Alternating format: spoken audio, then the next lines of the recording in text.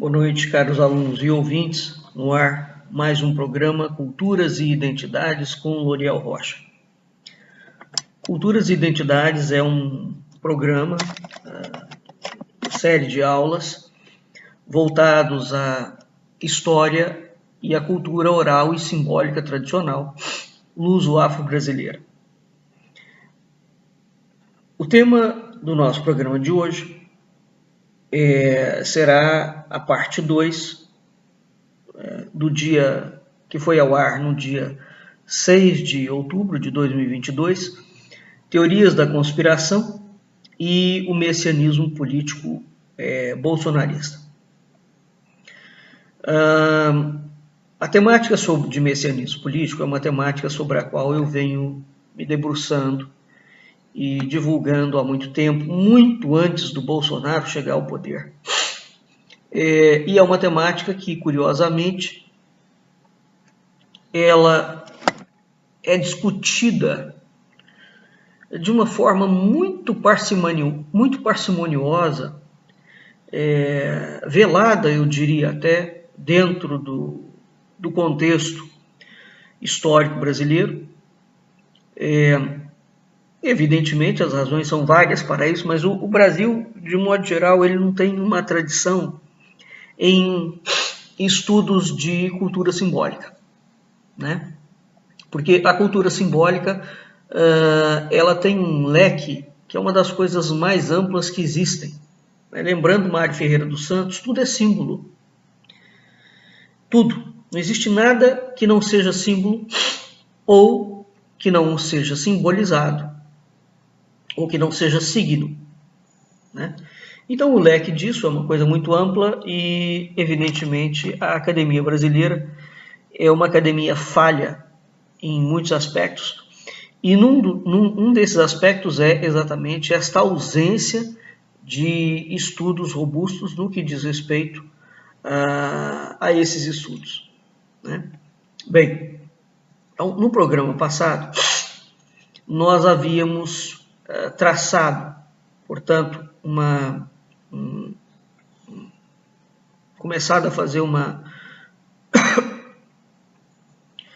um paralelo entre a concepção de teologia política, né, e o diálogo que isso pode ter entre o religioso e o secular, né, o diálogo que pode ter entre o religioso, o secular, o filosófico, a política.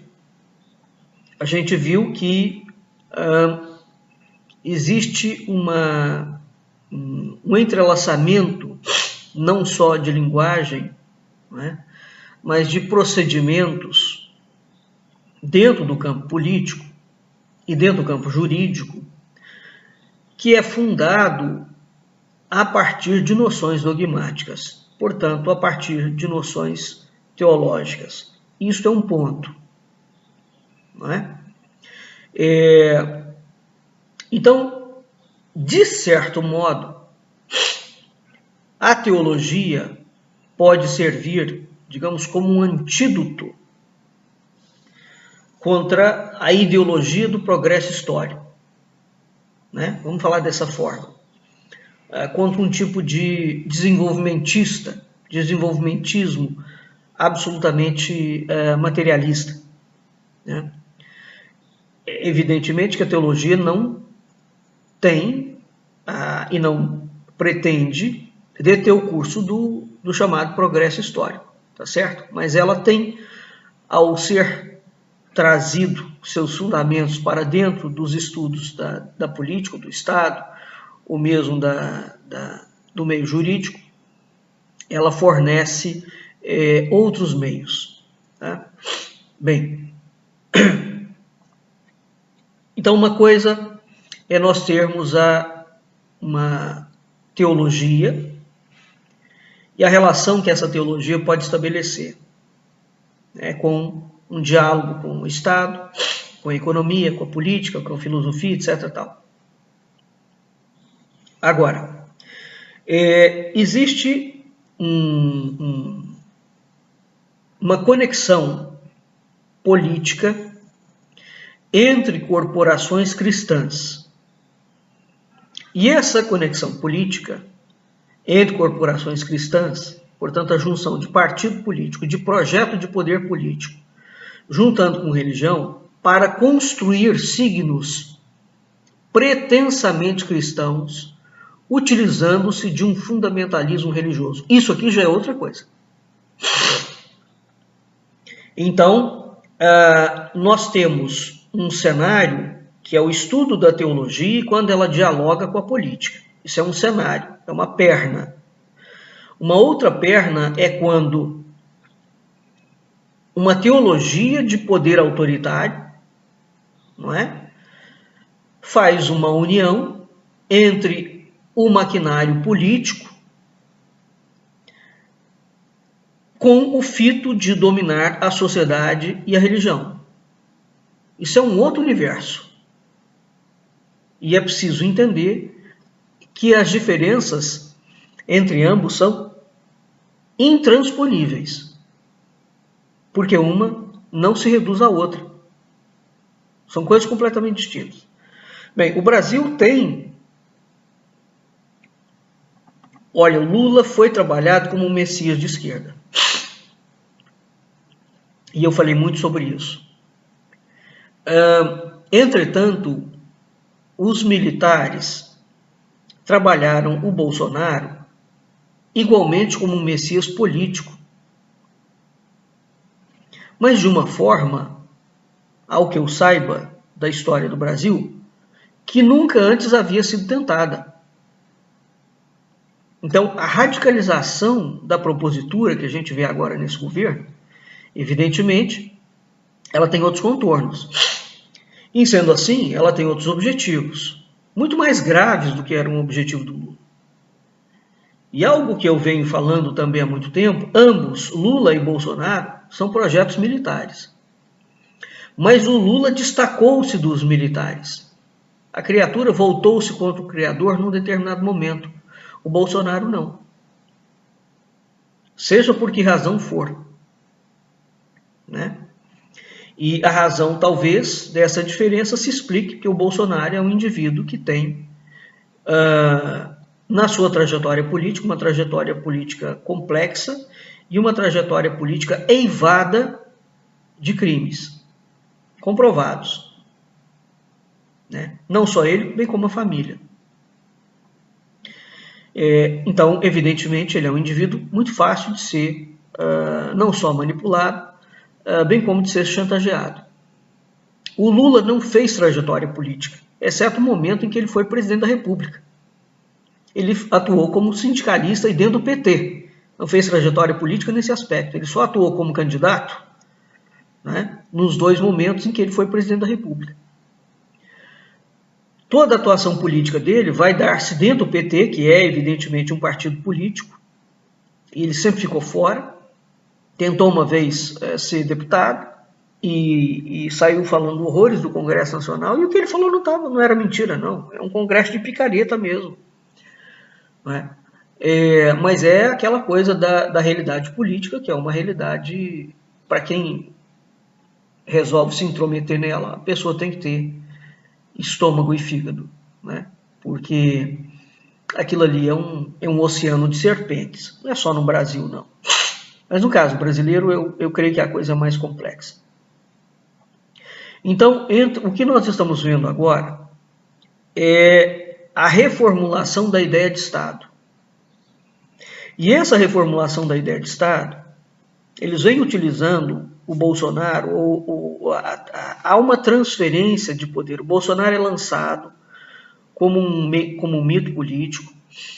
Depois, ao longo do governo dele, os militares que o colocaram no poder fizeram várias simulações para ver como é que a população ia reagir caso ele fosse tirado do poder. Tentaram emplacar uma terceira via. Buscaram vários nomes, entre eles o Sérgio Moro. A coisa não colou. Mas o que eu noto? E isto é uma percepção minha. A tentativa da criação de uma terceira via, que não seja direita ou esquerda, aqui já existe uma questão. Então eles lançaram uma direita para se contrapor uma esquerda. Mas o projeto que existe não é nem de direita nem de esquerda. A terceira via, ela é centro-direita. Portanto, ela junta esquerda e direita. Ela é meio a meio. Tá? Esse é o projeto futuro. Agora, eles não estão abrindo mão de criar uma aura teológica de um estado teológico, de um estado de pureza e perfeição. E a hora que eles conseguirem fazer isso, eles não têm o intuito de dialogar com a direita e com a esquerda. No caso, o centro, né? Ou que seria essa terceira via. Eles têm o intuito de ser uma verdadeira expressão de um messianismo político. Né? Então, há um deslocamento da figura do Messias, inicialmente apontado como sendo Bolsonaro, e depois aquele deslocamento vai passar para uma outra esfera, para uma esfera de um Estado teocrático. Este é o projeto de poder político dos militares. Eu venho falando sobre isso há muito tempo. E mesmo os autores brasileiros, especialistas em estudos militares, como o Piero Leiner e o Manuel Ferreira, eles fazem questão de não chegar à ferida. Quer dizer, eles estão analisando o cenário só a partir de 64. Não. O cenário militar de tomada de poder político vem desde o século XIX. Eles foram aprimorando este projeto, que é extremamente complexo. Né? Você tomar o Brasil politicamente para uma força de Estado, para uma força armada. Porque os militares são funcionários públicos, que não estão acima de nenhum outro poder. Isso é uma mentira que eles inventam. Né? Mas o Brasil tem uma trajetória em relação a isso. Bem, então o que nós temos hoje são cristãos fundamentalistas que operam não apenas com conceitos teológico-político, mas com conceito teológico-econômico. Tá? E respaldado num poder militar que propugna um autoritarismo militar estatal, fundido com o setor empresarial, fundamentado pelo neoliberalismo, tendo a religião como escudo. Tá claro? Isso é um projeto que existe e que está em curso, claramente, à luz do dia. Então, o Bolsonaro é a ponta de lança desse projeto. Se o Bolsonaro sair ou não, o projeto continua. Né? Quer dizer, tem que desmontar essa proposta, que é, de fato, dos militares, para criar uma ditadura civil bancária. Uma ditadura civil bancária, industrial, conjugada aos militares. Então, não é somente um projeto teológico-político, é um projeto teológico-econômico, fundamentado pelo neoliberalismo. A questão é, o que é o neoliberalismo? Então, nos programas que eu venho fazendo a República de segunda-feira, eu tenho explicado quais as diferenças reais, concretas, dos presidentes da República, do período da chamada Nova República, não é? Da redemocratização, e as diferenças em termos de números do governo do Bolsonaro e do Lula. É preciso sair, portanto, dessa caixa dialética Bolsonaro e Lula e tentar entender um cenário mais abrangente, um cenário histórico. Né? Então, o contexto mundial é um contexto escatológico. A gente voltou a ter, entre essa questão dos Estados Unidos e com a Rússia, digamos, um cenário escatológico, uma vez que existe um medo, pelo menos que é divulgado, com um apocalipse nuclear, de guerras entre potências. Nós tivemos há poucos anos atrás, e ainda sofremos os efeitos, de uma pandemia, que também é um cenário escatológico. Né? Então, essa tensão crescente entre OTAN, Estados Unidos, leia-se, né? Rússia e China, colocam o psiquismo humano sobre uma temporalidade terminal. O tempo, digamos, se encurta e você tem um risco de morte concreto, né, ou de destruição do mundo. E aí, evidentemente, quais são os salvadores pelas lentes teológico-políticas que vão salvar o mundo, né? Então, há a possibilidade de uma restauração, tá certo? Ora, isso é um ponto fundamental para a gente entender esse aspecto. Bem, uma outra questão aqui que é muito importante ser entendido é o seguinte.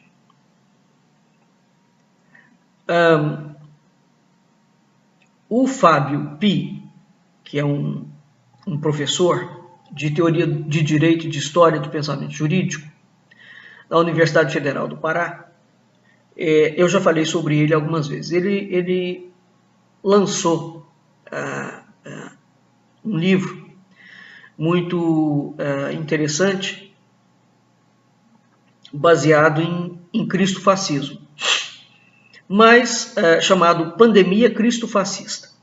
Mas a obra dele, o cristofascismo, é um conceito criado por uma alemã da Igreja Luterana, né? Dorothy Solli.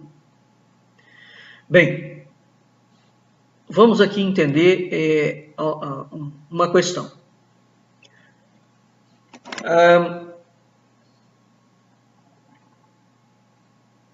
O cristofascismo é um conceito no Brasil que foi muito divulgado pela professora da PUC do Rio, professora do Departamento de Teologia da PUC, a Maria Clara Bingemer, né?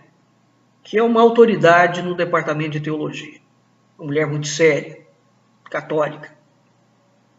Ela apresentou essa autora para os alunos, Dorothy Solli, né? A Dorothy tem uma característica, ela é alemã e ela é luterana, né? Bem, dentro da própria estrutura da Igreja Luterana, Solli lutou a vida inteira para ter reconhecimento, né? Bem, ela conseguiu, depois de muito tempo, ser professora em Nova York, e lá ela começou a fazer uma série de estudos sobre o cenário americano, né, da igreja americana, da política americana, da sociedade americana. E aí ela cunhou o termo cristofascismo, mas ela estava se referindo à questão dos movimentos supremacistas brancos dos Estados Unidos. E, evidentemente, em sendo alemã, ela faz algumas conexões com o nazismo, né? E claro, esses grupos são grupos que eles têm algumas características em comum, que é o caso do bolsonarismo. Eles são movimentos exclusivistas teológicos. O que isso quer dizer? Esses grupos acham que eles portam a verdade, né? Ou seja, a verdade não está no Evangelho, a verdade não está na igreja, a verdade não está na Bíblia mais. A verdade está neles, pessoalmente, cada um deles, no João, no Joaquim, no José, no político. Então, eles portam a verdade, eles são os anunciadores da verdade. Toda essa gente, a quantidade de bolsonarista enlouquecido que nós temos visto dentro das mídias sociais, que pregam contra o Papa. Veja, o indivíduo é cristão. Se você é católico, você não pode pregar a deposição do Papa. E eu falo isso com muita tranquilidade porque eu não sou católico. Aliás, eu não tenho religião. Não é? Mas veja, em sendo católico, você não pode pregar contra a deposição do Papa. Uma coisa é você fazer críticas ao Concílio Vaticano II, entender determinados problemas dentro da igreja, como a pedofilia, que é um fato concreto, né, dos padres, o excesso de usura da igreja. Uma coisa é fazer essas críticas pontuais. Outra coisa é você trabalhar para a queda da igreja. Percebe? São coisas distintas. Porque se você está trabalhando a favor da deposição do Papa Francisco, por exemplo, uma vez que o Papa caia, que há um sede-vacantismo, quem será o novo Papa? Como é que vai se dar a eleição? Porque uma vez que o Papa é eleito a partir do Concílio de Cardeais, se você não e o Concílio elege o Papa, porque o Espírito Santo desce na Capela Sistina e os toca. Então, quando você questiona a autoridade do Papa, você está questionando, inclusive, o Espírito Santo. A coisa é tão louca que chega a esse ponto. Quer dizer, a derrubada da igreja serve a quem? Então, essa gente que se diz cristã está trabalhando para a derrubada da própria igreja. Aí é mais fácil, então, fazer a coisa abertamente, como fez Martim, como fez Lutero, como fez Calvino. Cria uma outra frente. Agora, uma vez que você está dentro da Igreja Católica e se diz católico, você não pode trabalhar pela queda dela. A mesma coisa são os católicos, ditos ortodoxos aqui, que, apesar das diferenças, também têm falado absurdos a respeito do Papa. Trabalhando para a queda da igreja. Eles deveriam estar trabalhando para que todas as vertentes cristãs, católicas, ortodoxas, protestantes, né, evangélicas, neopentecostais, luteranas, todas as vertentes cristãs, formassem um grande bloco de diálogo. E não para um derrubar a outra. Então, o que está acontecendo é que esses grupos que misturam claramente política com religião, eles são movimentos exclusivistas teológicos, econômicos. Né? Eles se acham portadores da verdade e, nessa condição, eles se sentem no direito de cometer todo tipo de violência. Claro, porque eles são a verdade, eles são a pureza. Eles são mais do que Deus. Eles são mais do que a igreja. Então eles propugnam todos os tipos de violência contra a mulher, contra os movimentos negro-americanos, contra os movimentos indígenas, contra os movimentos latinos, contra os pobres. A ideia de minoria, né? Contra a ecologia, contra a natureza, contra funcionário público, contra a justiça. É um cenário de terra arrasada, de Mad Max. É preciso entender que a elite mundial aprendeu a fazer revolução. Ela não precisa mais criar uma revolução como foi a do comunismo, como foi a do fascismo, como foi a do nazismo. Ela pode entrar por dentro dos mecanismos eleitorais, porque a lei é feita por homens, alterar a lei a partir de dentro do Estado. Ela precisa de entrar no Estado e alterar o Estado.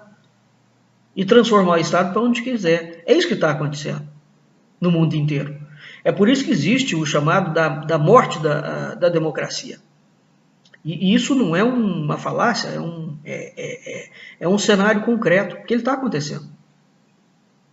Basta o indivíduo entrar, não é? Dentro da política, candidatar-se a um cargo qualquer e começar a mudar a lei para favorecer o lado dele. É isso. Tem nada além do que isso acontecendo. A Dorothy estava preocupada, então, naquele momento do cristofascismo, né, com o contexto das igrejas no mundo e da própria igreja alemã, da igreja americana, etc. Tal.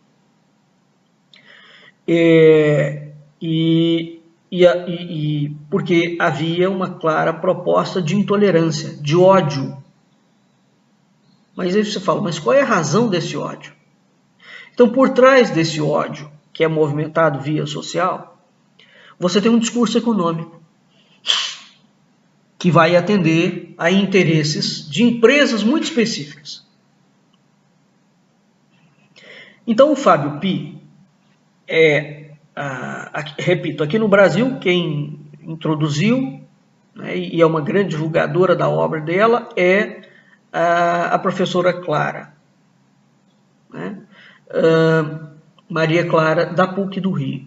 O Fábio Pi, acho que foi aluno da Clara, né? Mas o trabalho dele, ele faz um estudo da Dorothy Solly, mas ele também busca conexões com o trabalho de um jurista alemão, que é o Carl Schmitt, né? O Carl Schmitt vai trazer um outro tipo de abordagem. Então, há uma conexão da chamada extrema-direita brasileira, que se notabilizou com o bolsonarismo, que recebe o nome de bolsonarismo, mas ele não é Bolsonaro. O Bolsonaro é uma figura de linguagem, é um signo que foi criado, que foi construído. É um signo militar, né, para tirar os militares da linha de frente, mas o Bolsonaro é militar, né, unido com uma linha pentecostal, protestante, tradicional e católico e evangélico. Então, o cristofascismo brasileiro, ele tem elementos diferentes, tá?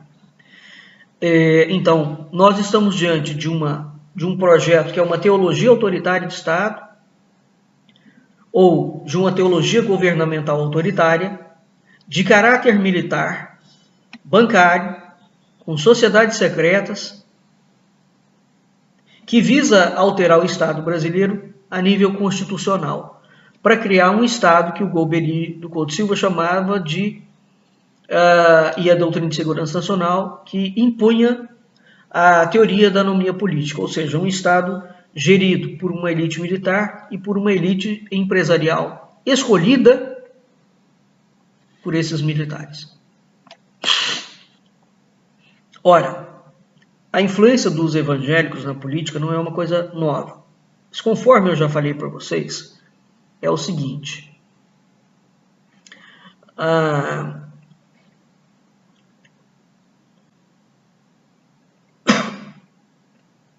Voltando, desculpe.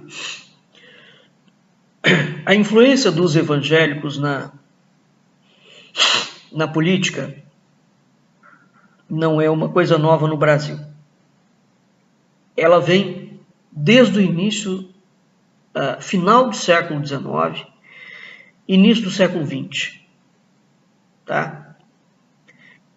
Aliás, final do século XIX não. Os protestantes começam a entrar na história brasileira muito mais cedo. E eles vão para o sul, não é? E ali já começam os movimentos separatistas do sul e toda aquela corrente que vai se desenvolver ali, que é uma corrente bem quase que europeia em termos de pensamento, diametralmente diferente da corrente portuguesa, e contra a Igreja Católica, ela tem um histórico muito interessante que é muito pouco estudado. Mas, marcadamente, a influência dos evangélicos, ela começa a ter uma acentuação no final do século XIX, e a partir da década de 30, portanto, quando Getúlio, os movimentos tenentistas, está chegando lá no poder, com a organização da Confederação Evangélica Brasileira, que tinha, digamos, como objetivo representar-se como um braço oficial dos evangélicos na política, né? Existia uma coisa chamada Liga Católica Brasileira. E nós temos, nesse mesmo momento, a Confederação Evangélica Brasileira. A SEB, que é a Confederação Evangélica, então começa a se organizar como uma frente que vai se opor aos católicos. Tá claro? Isso é muito importante de entender, porque, por exemplo, eu falei no programa passado, o Lula, um dos grandes panos de fundo por trás desse embate entre o Bolsonaro e o Lula,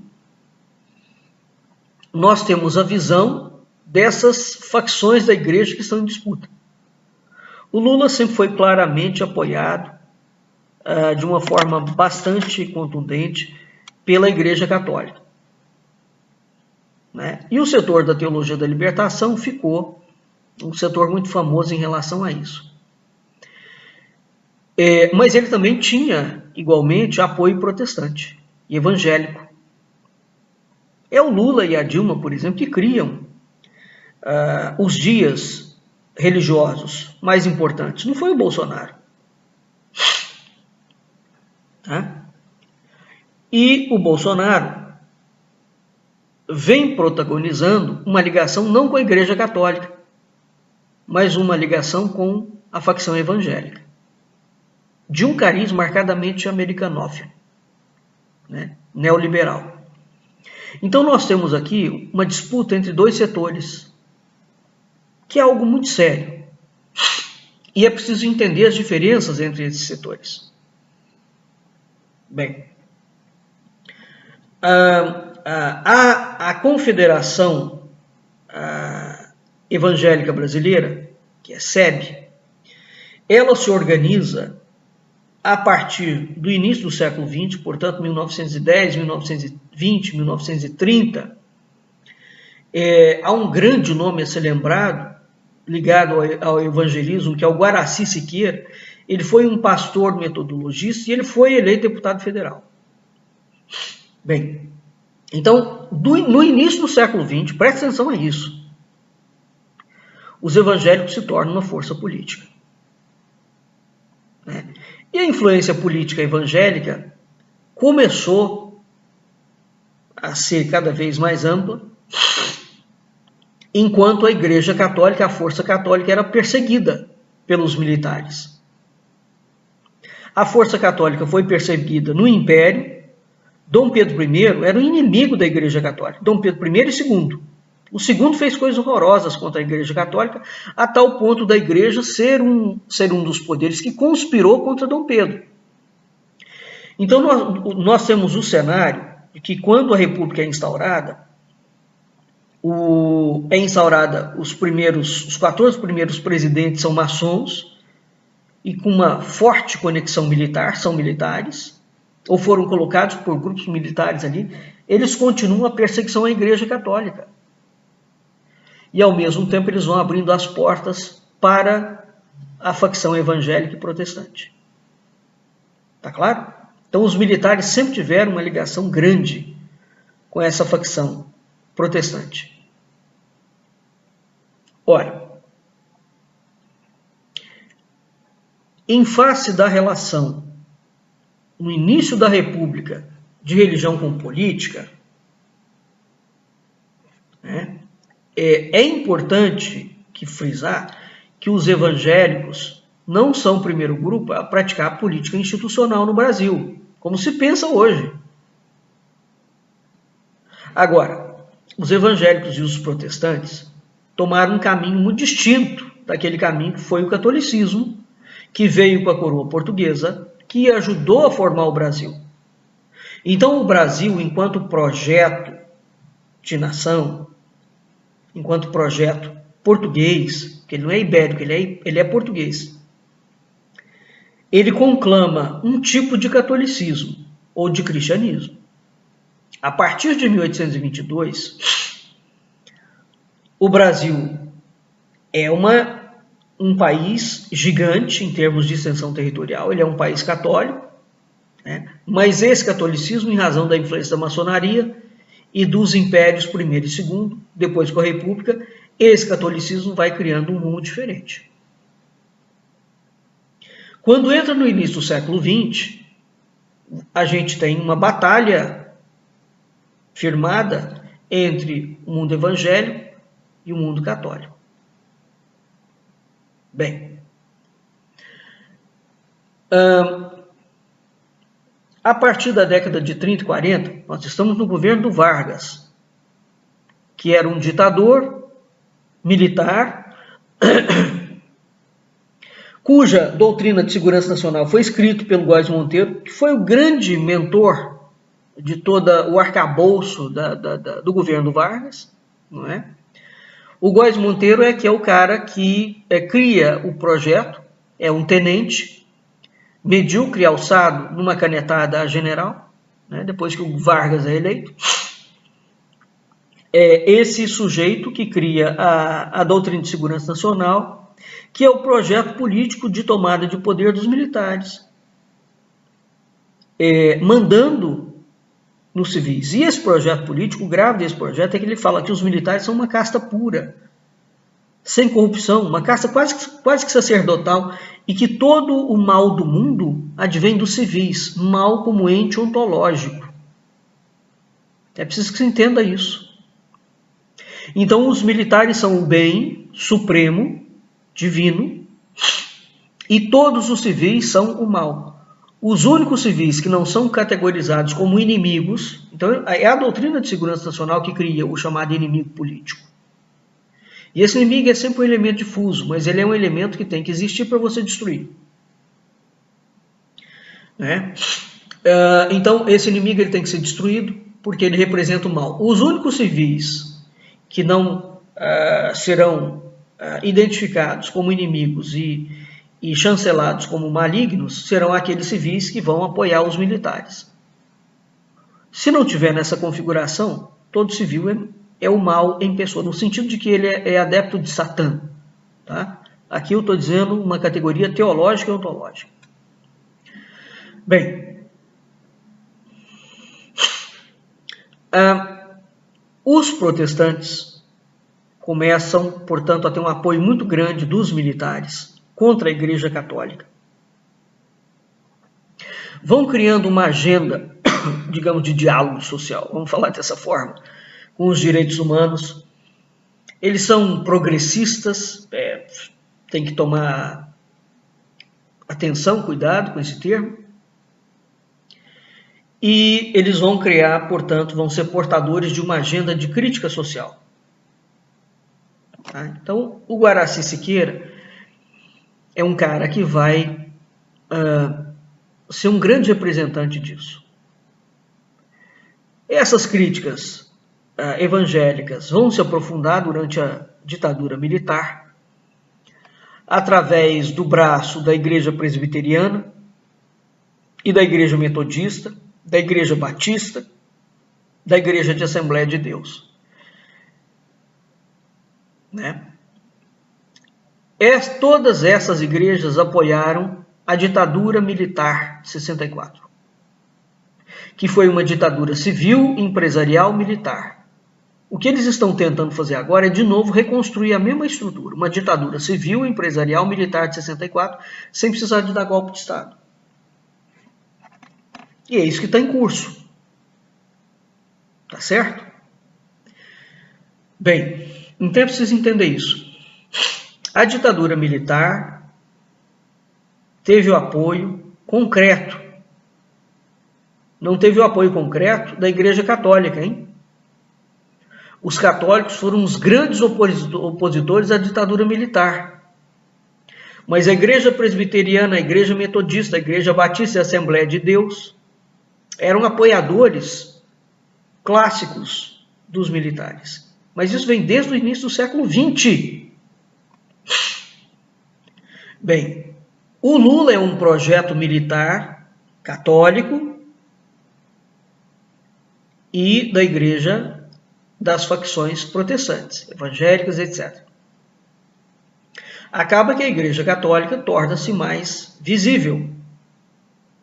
Ora, as igrejas que apoiam o Bolsonaro são igrejas, de certa forma, mais recentes, né? Que não tem essa tradição toda, como a igreja do Bispo Macedo, que tem um projeto de político de poder. Quem nunca leu o livro do Macedo precisa de ler. Não é?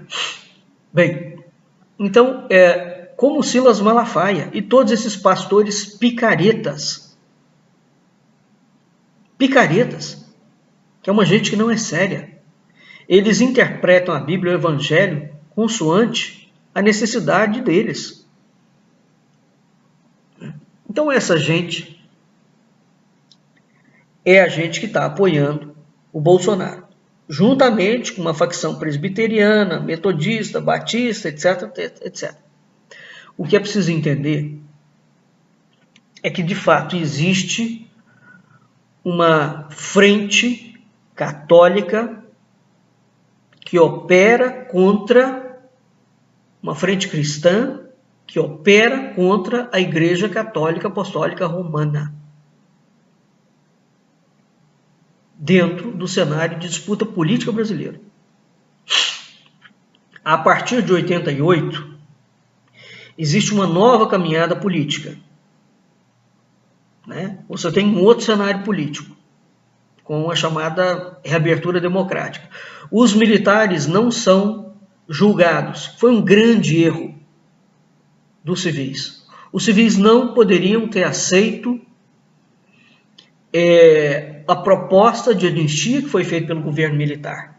Vamos anistiar a esquerda, vamos trazer a esquerda de volta, mas vamos anistiar também os militares pelos crimes e pelos golpes. Você não propõe anistia se você não sabe que você foi um criminoso. E no caso deles, um criminoso de guerra contra o próprio povo. Então os civis aceitaram. O Ulisses Guimarães e o Tancredo Neves foram os dois grandes responsáveis. E é preciso entender que a própria milicada se encarregou de colocar o Sarney, que era vice do Tancredo, em partidos diferentes, e se encarregou de colocar o Paulo Maluf, que era o candidato deles. O Tancredo Neves é assassinado, eu já falei sobre isso, o Tancredo Neves não morreu de diverticulite. Ele levou um tiro, ele levou uma facada, levou uma facada. E ele morreu, ficou sumido no hospital de base, e ele morreu por infecção intestinal. Infecção. Bem, em razão de ter fezes na cavidade abdominal. Aí assumiu quem? O Sarney, que era um aliado dos militares. E quem fez o Sarney, quem bancou a posse do Sarney, foi o general, eu me esqueço sempre do nome desse cara, era qualquer coisa Cruz também, Newton Cruz, aquele homem que denunciou o processo do Rio Centro, um homem que era de uma grosseria absolutamente incalculável. E o Sarney assumiu ilegalmente. O Sarney não poderia ter assumido como presidente da República. E assumiu porque o Newton Cruz falou que ou era ele. Senão eles iam passar os tanques de novo na esplanada. Não ia nada. Porque o Tancredo Neves não chegou a tomar posse. Ele ganhou no colégio eleitoral. Então, no colégio eleitoral, eles tinham disputando o Maluf, que era um candidato militar, e eles tinham o Sarney, que foi colocado como vice do Tancredo, que era candidato militar. Então, a redemocratização começa com essa milicada que não foi julgada, interferindo novamente na estrutura política. Juntamente com isso, nós temos o Lula desde a década de 70, trabalhando como agente duplo para os militares e como liderança sindical. Ele destacou-se, e de fato era uma liderança sindical. Nessa condição de liderança sindical destacada, ele aceitou a proposta do Golbery Couto e Silva, que era um militar, seguidor do Góes Monteiro da doutrina da doutrina de segurança nacional, criador da anomia política, o Golbery, que é uma continuidade da DSN, onde o Lula seria o grande agente de esquerda para congregar todas as esquerdas para serem controladas remotamente pelo governo militar. Entendeu o cenário complexo da política nacional? Esse é o ponto. Bem, então, a partir da década da chamada redemocratização,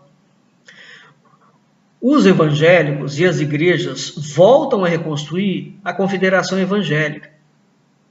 Eles se reorganizam e eles começam a se fazer representar politicamente a partir das primeiras eleições de 1986. E eles vão criando aquilo que é a chamada bancada evangélica, que é a substância hoje do bolsonarismo. É essa linha de raciocínio.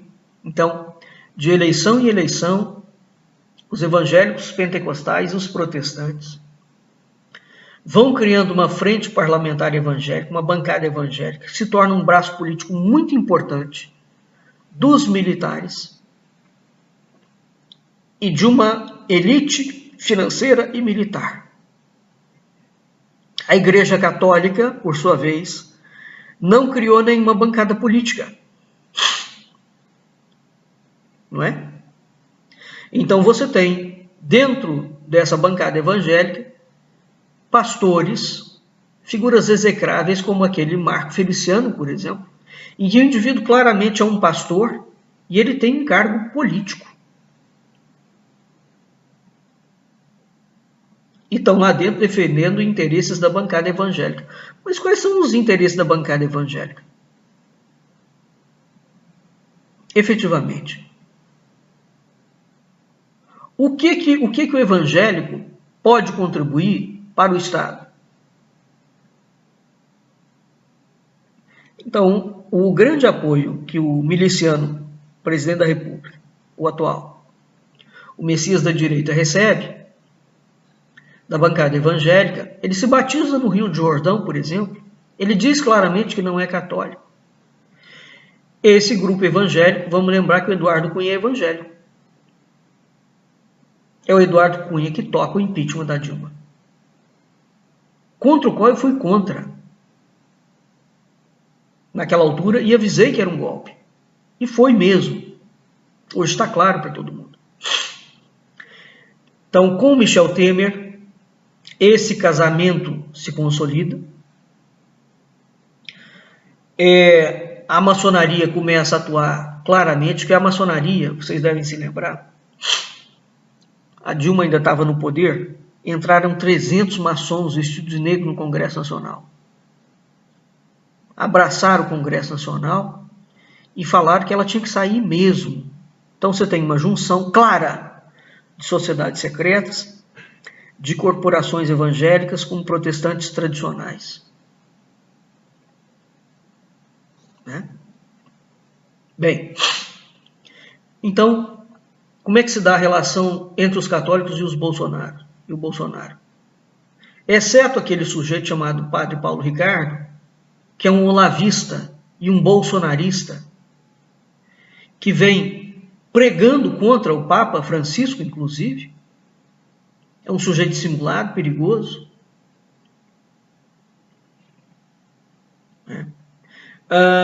Você não tem um apoio muito expressivo de padres. E quando esses padres apoiam esse messianismo político mambembe do Bolsonaro, ele é uma figura que milita no campo do cristofascismo.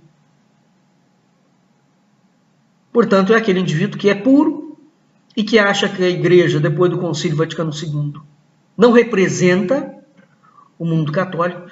Se a Igreja Romana não representa, então a pessoa não pode ser mais católico romano, porque ele não pode lutar pela deposição do Papa. É simples assim. E o impressionante é a gente ter católicos ortodoxos também pregando a deposição do Papa.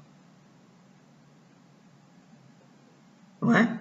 Então, as frentes cristãs que deveriam estar unidas em prol da cristandade e em prol de Cristo, porque veja, o cristão, ele não tem que seguir nem pastor nem padre. Ele tem que seguir a palavra de Jesus. É a palavra de Deus. Não é a palavra do pastor. Isso é uma coisa muito séria. Então nós temos um quadro impressionante que desembocou numa guerra cultural que foi trazida, uma guerra cultural, religiosa, que foi trazida para dentro da política. E aí depois nós temos evangélicos, juristas. Veja, esse sujeito que está agora no Supremo, esse André Mendonça, faz parte dessa balbúrdia, além da família dele estar ligada à exploração do nióbio. Esse camarada, que é um estúpido notório, vem fazer parte dessa questão entre evangélico e jurista, que é uma das indicações do Bolsonaro para o Supremo. E entrou aquele outro idiota para o Supremo, que é um maçom, não é? Que tem ligação com a igreja evangélica também. Então, o Estado brasileiro hoje é um Estado que tem uma proposta ultraliberal com conformação nazista. Então você tem claramente uma ligação entre evangélicos, exército, milícia e polícia militar. Quem há de lembrar, anos atrás, os evangélicos, no Rio de Janeiro isso era clássico, ocupando as favelas, convertendo os traficantes. Não foi o PT que fez isso. Não foi a Igreja Católica que fez isso. Tá claro? Então há uma clara relação de evangélico com milícia. Tudo isto vai compondo um cenário de uma religião militar capitalista, de cariz nazista. Tá bom? Então, o que está desenhado no Brasil, para resumir tudo que eu falei até agora, é o desenho de um projeto de uma religião militar, capitalista, ultraliberal, nazista. É um balaio de gato. É um balaio de gato. É um Frankenstein. É uma teratologia. Mas, para encerrar então, a ligação dos ramos protestantes e evangélicos com a política brasileira e com os militares brasileiros vem desde o século XX. Então, existe um messianismo brasileiro. Né? Um messianismo brasileiro que não surgiu em Canudos. Eu falei no programa passado que nós temos dois tipos de messianismo. Você tem um messianismo de contorno popular e você tem um messianismo de Estado. Tá? O messianismo de Estado é um messianismo bancado, em grande medida, pela facção protestante evangélica.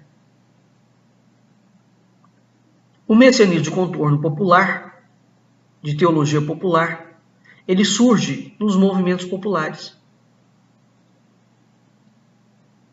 Evidentemente que o Lula foi trabalhado dentro de uma linguagem de messianismo político-religioso, católica. Mas, via de regra, a Igreja Católica, por conta do messianismo político, não é um tema que ela entre, que vai contra a doutrina de Cristo, ela não tende a apoiar isso de uma forma muito clara. Então, aquilo ali são dissidentes, são vozes dissidentes.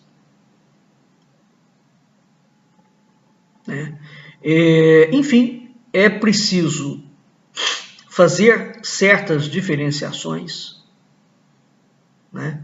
E nós precisamos de entrar, e não vamos ter tempo de fazer isso, a gente vai deixar para o próximo programa, sobre a ideia da teologia da libertação. Né? E uma vertente nova dentro dela, que foi a teologia da prosperidade trazida para dentro do Brasil, que é uma teologia de cariz americano. Tá claro? Agora, tem que entender um cenário. E não há como entender o cenário político atual se a gente não recuar até o Império e a República. Tá bem? Então nós teremos ainda mais uma aula sobre essas questões que envolvem a teologia da libertação, a teologia da prosperidade e o messianismo político. Vamos ficando por aqui e até o nosso próximo encontro.